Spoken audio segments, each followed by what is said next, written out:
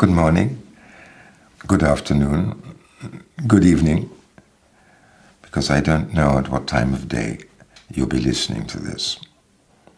Time passes. But what makes sense of human lives stays the same. And I want to read you a short story by the great Palestinian writer Ghassan Kanafani. He's a writer I admire very much. And in the last book I've written, not yet published, it's dedicated to his memory. He was assassinated in 1972 by the Mossad, the Israeli secret police. He was 36 years old. The story I want to read you, he wrote in 1955. That's to say, 7 years after the Nakba, the great expulsion of the Palestinian people from their lands.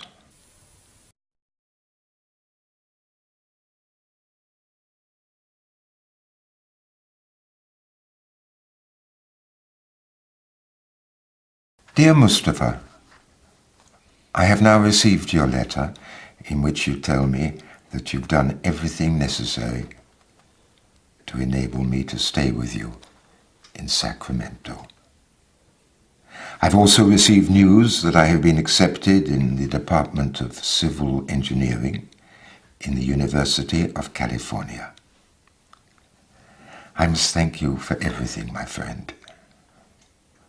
But it will strike you as rather odd when I proclaim this news to you. But make no doubt about it. I feel no hesitation at all. In fact, I'm pretty positive that I have never seen things so clearly as I do now. No, my friend, I've changed my mind.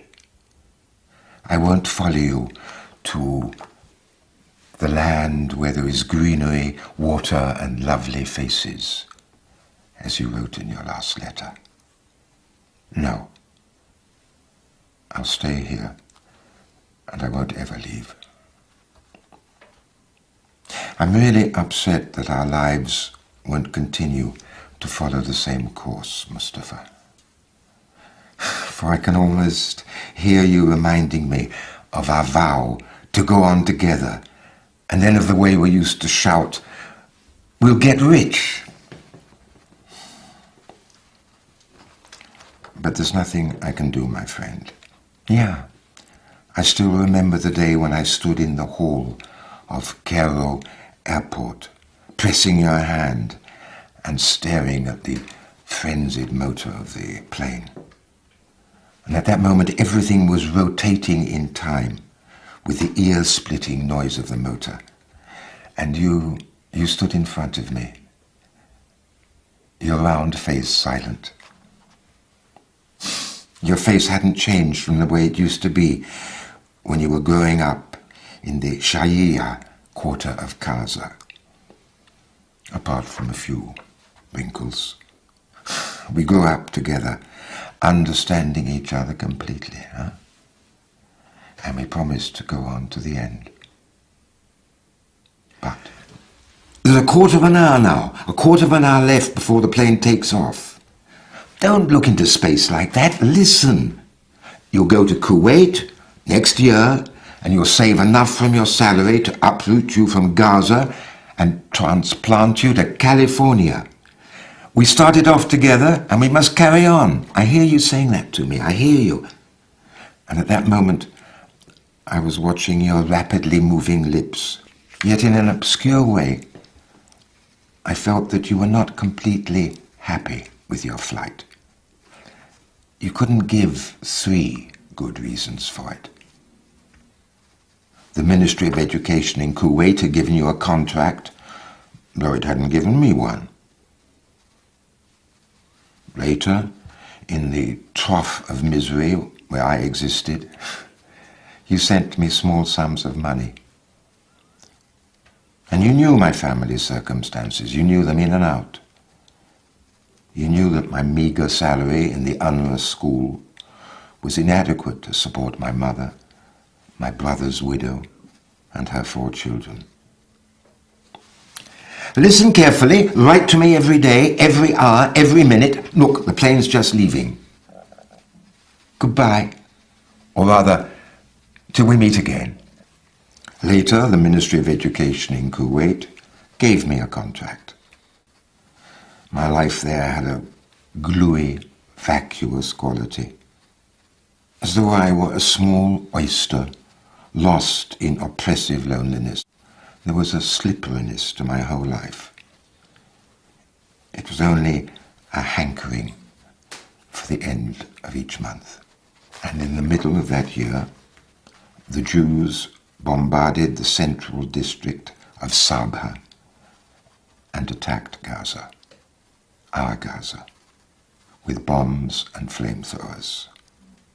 I was going to leave this Gaza, leave it behind me, and go to California, where I would live for myself, my own self, which had suffered for so long. I hated Gaza and its inhabitants. Everything in the amputated town reminded me of failed pictures painted in grey by a sick man. Yes, of course, I'd send my mother and my brother's widow and her children a meagre sum to help them to live.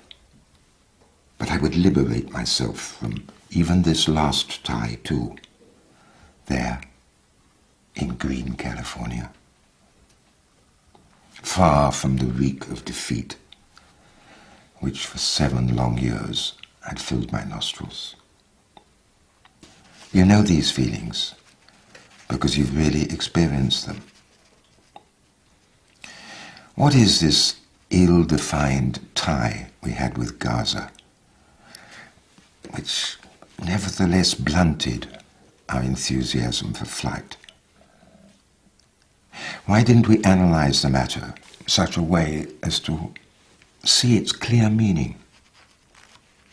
When I went on holiday in June and assembled all my possessions, longing for the sweet departure, the start towards those little things which give life a nice, bright meaning, I found Gaza, just as I had known it, was more cramped than the mind of a sleeper in the throes of a fearful nightmare, with its narrow streets, which had their bulging balconies, this Gaza.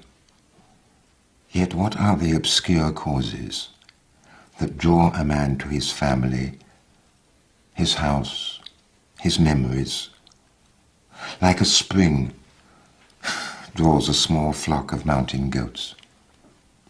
I don't know. All I know is that I went to my mother's house that morning. And when I arrived, my late brother's wife met me and asked me, she was weeping, if I would do as her wounded daughter Nadia, now in Gaza hospital, wished me to do, and visit her that evening.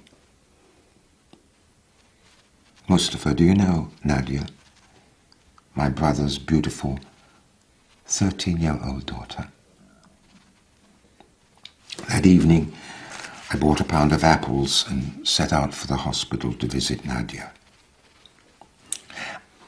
I knew that there was something about it that my mother and my sister-in-law were hiding from me. I loved Nadia. I loved her from habit, the same habit that made me love all that generation, which had been so brought up on defeat and displacement that it had come to think that a happy life was a kind of social deviation. I entered the white room, very calm. Ill children have something of saintliness And how much more so if the child is ill as a result of cruel, painful wounds. Nadia was lying on her bed, her back propped up on a pillow, over which her hair was spread like a thick pelt. There was a profound silence in her wide eyes, and a tear always shining in the depths of her black pupils. Her face was calm and still, but eloquent, as the face of a tortured prophet might be. And Nadia was still a child, but she seemed more than a child, much more, and older than a child, much older. Nadia? I've no idea whether I was the one who said it, or whether it was someone else behind me, but she raised her eyes to me, and I felt them dissolve me like a piece of sugar that has fallen into a hot cup of tea. And together with her slight smile, I heard her voice. "Uncle, have you just come from Kuwait?" Then her voice broke in her throat, and she raised herself with the help of her hands and stretched out her neck towards me. I patted her back and sat down near her. "Nadia, look, I brought you presents from Kuwait, lots of presents. I'll wait till you can leave your bed, completely well and healed, and then you'll come to my house, and I'll give them to you. I bought you the red trousers you wrote and asked me for. Yes, I bought them." It was a lie, born of the tense situation. But as I uttered it, I felt that I was speaking the truth for the first time. Nadia trembled, as though she had had an electric shock, and lowered her head in a terrible silence. I felt her tears wetting the back of my hand. "Say something, Nadia, say something. Don't you want the red trousers?" She lifted her gaze to me and made as if to speak, but then she stopped, gritted her teeth, and I heard her voice again, coming from far away. "Uncle." She stretched out her hand, lifted the white coverlet with her fingers, and pointed to her leg, amputated from the top of the thigh. I went out of the hospital in Gaza that day. The blazing sun filled the streets with the color of blood. And Gaza was brand new, Mustafa. You and I never saw it like this. The stones piled up at the beginning of the Shahia quarter, where we lived, had a meaning. This Gaza in which we had lived, and with whose good people we had spent 7 years of defeat, was something new. It seemed to me just a beginning. I don't know why I thought it was just a beginning. I imagined that the main street that I walked along on the way back home, I imagined it was only the beginning of a long, long, long road leading to Safad. Everything in this Gaza throbbed with sadness, which was not confined to weeping. It was a challenge. More than that, it was something like reclamation of the amputated leg. I went out into the streets of Gaza, streets filled with blinding sunlight. And they told me that Nadia had lost her leg when she threw herself on top of her little brothers and sisters to protect them from the bombs and flames that had fastened their claws into the house. Nadia could have saved herself. She could have got out, run away, rescued her leg. But she didn't. Why? No, my friend, I won't come to Sacramento. And I've no regrets. No. And nor will I finish what we began together in childhood. That obscure feeling that you had as you left Gaza, that small feeling must grow into a giant one deep within you. It must expand. You must seek it in order to find yourself. Here, among the ugly debris of defeat. I won't come to you, but you return to us. Come back to learn from Nadia's leg, amputated from the top of the thigh, what life is and what existence is worth. Come back, my friend. We're all waiting for you.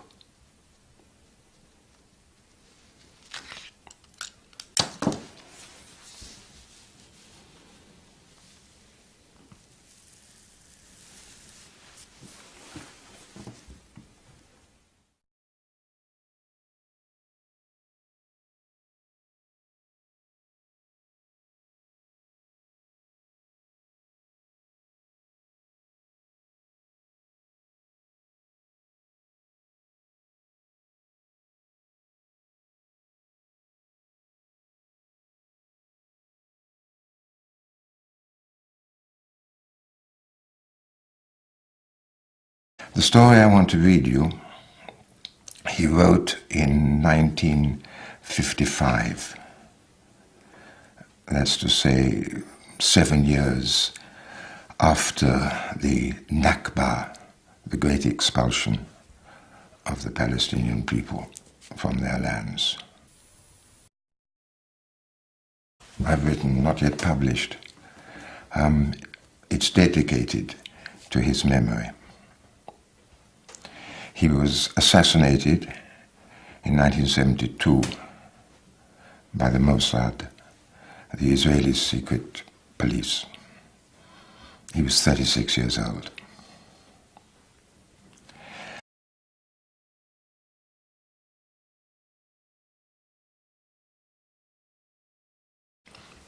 Good morning, good afternoon, good evening, because I don't know at what time of day you'll be listening to this.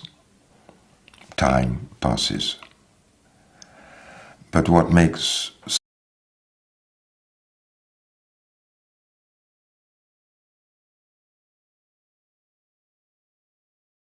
Dear Mustafa, I have now received your letter in which you tell me that you've done everything necessary to enable me to stay with you in Sacramento. Sense of human lives stays the same. And I want to read you a short story by the great Palestinian writer Ghassan Kanafani. He's a writer I admire very much. And in the last book